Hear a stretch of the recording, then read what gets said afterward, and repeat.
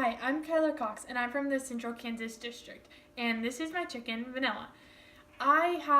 This is my first year in the 4-H Poultry Project, and I have learned so much.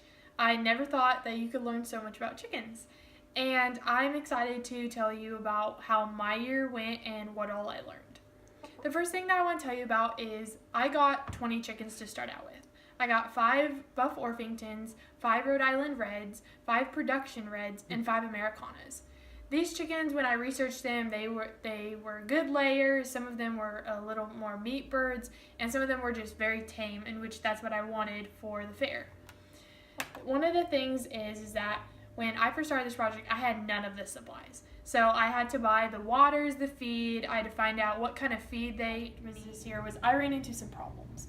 So I had a few chickens that died, and that was different because the way that they died, one of them had a birth defect, one of them had its head cut off, the other one was just dead.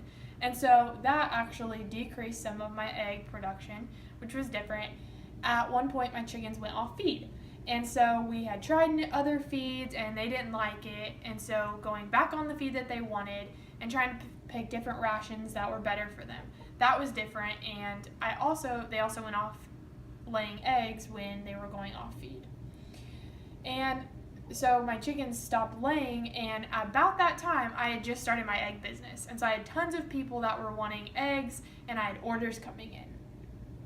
Another thing was my eggs were very fragile. When I go out to get the eggs, sometimes they just break in my hands, or when I was washing them, they would break. And that was not good. So I went online and I researched how to make chicken eggs less fragile. And I found that oyster shell, when you feed chickens oyster shell, they eat it very well. And that makes them more dense. I wanted to have my own egg business. And with my chickens laying and starting out with 20 of them, that was going to be a lot of eggs, especially if they all lay one a day. So what I started doing was I made a Facebook page, and I added all my friends, my mom's friends, my dad's friends, my grandma, grandpa's friends, and whoever wanted to buy eggs, they could let me know, and I'd also post on there when I had eggs. And that really helped getting the word out there when I had eggs, and I had tons of different people that wanted them.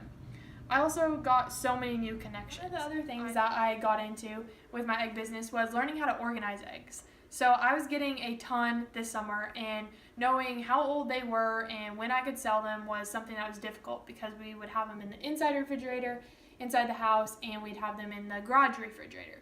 So I started putting stickies on the side of the egg carton, and so then putting that out, and so I was able to see when these eggs to me. My little brother holds them all the time, and they are just loud and they love to play. One thing that was really crazy that this summer when I learned that I was going to take them to the fair was that I have to give chickens baths. And that was a really cool experience because some of the chickens liked the baths, some of them didn't. One actually fell asleep. And it was just really cool to be able to see how they reacted to water and how they reacted to drying off. It was a really cool experience. Another thing is that in the summertime when they get hot, they like to roll in loose dirt or sand or anything that they can get to, and they kick it up into their feathers, and somehow that cools them, and that is really fun to watch. The thing that was probably the best part was I got to take them to the Tri-Rivers Fair, and I learned how to show a chicken and what to look for when you're judging a chicken, and that was really inspirational to me because I didn't know anything about chickens at the time. Getting to share my experiences with not only my friends that come over and I get to say, hey, I have chickens, I got to share it with my 4-H club members. All my 4-H club members got to have a chicken at my house, and I got to organize meetings and I got to show them all the information that I had learned. And that was really cool for me because not only did I learn it, but I got to show and help someone else. This year in the Poultry Project, I learned so much, not only chicken facts, but other things that chickens deal with. One of the really cool things that I learned this year was chickens need 16 or more hours of light to lay eggs efficiently. And that was very informational when I got it because I was having my chicken business. It just helps their health, it makes them happier, and that was really cool for me.